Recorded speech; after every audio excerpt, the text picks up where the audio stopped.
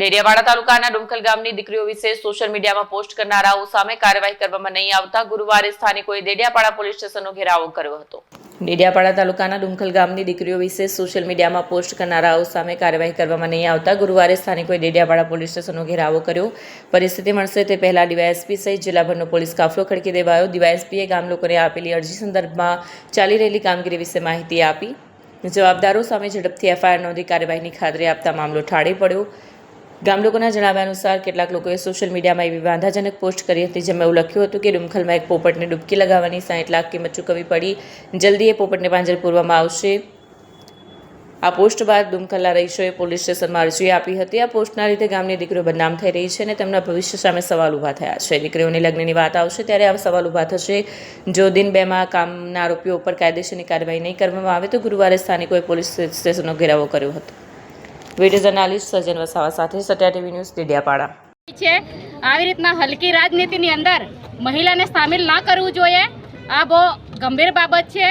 એટલે જે આ મોટા નેતા છે એ પણ સ્ટેટમેન્ટ આપવા લાગેલા છે।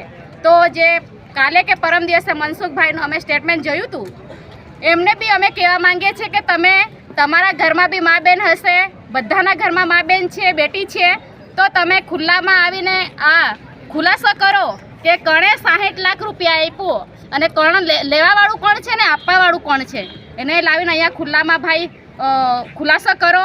કેમ કે અમારા ગામમાં ઘણી બધી બધા બહેનો છે, જે દીકરીઓ છે, એમને કોણ બહાર લઈ જશે લગ્ન કરીને? અમારો ઇજ્જતનો સવાલ છે। આજે તો એક દીકરીની વાત છે, કાલ ઉઠીને આ દેશની કોઈ બી બીજી બહેનો સાથે આવું થઈ શકે છે।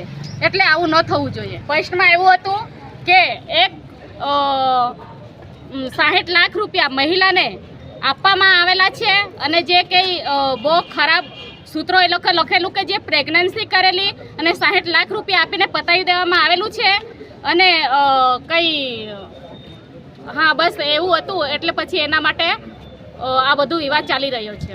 એ અમને નથી ખબર, પણ અમારે ડુમખલ ગામની જે બહેનો છે એમની જોડે આટલું બધું દુર્ઘટના અને આટલા એ લોકોના વિશે જે વાતો થઈ રહી છે એ બહુ ખરાબ વાતો છે।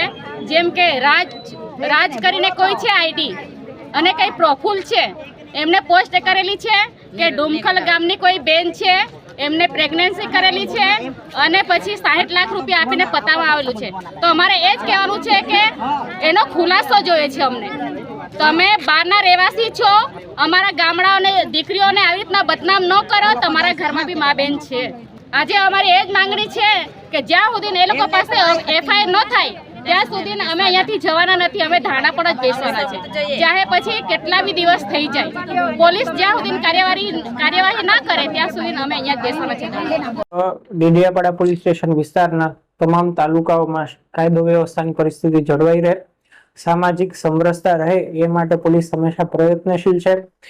અત્રે ડેડિયાપાડા પોલીસ સ્ટેશન ખાતે 2 દિવસ અગાઉ જે અરજી આપવામાં આવેલી હતી તે અરજી બાબતે કાર્યવાહી બાબતે ગેરસમજ થતા ગ્રામજનો અત્રે આવેલા હતા અને અરજી બાબતે શું કાર્યવાહી થઈ છે એ બાબતે એમને વિસ્તૃત સમજ આપવામાં આવેલી છે અને ભવિષ્યમાં અરજી બાબતે શું આગળની તપાસ થશે એની પણ એમને માહિતગાર કરવામાં આવ્યા છે। આથી એ માહિતીથી સંતોષ પામી અને તેઓ અહીંયાથી પ્રસ્થાન કરેલા છે। વધુમાં આપના માધ્યમથી પણ હું બધાને અપીલ કરવા માંગુ છું કે સામાજિક સમરસતા જળવાઈ રહે એવી રીતના એમણે તમામ સોશિયલ મીડિયા અને અભિવ્યક્તિની સ્વતંત્રતાનો ઉપયોગ કરવો।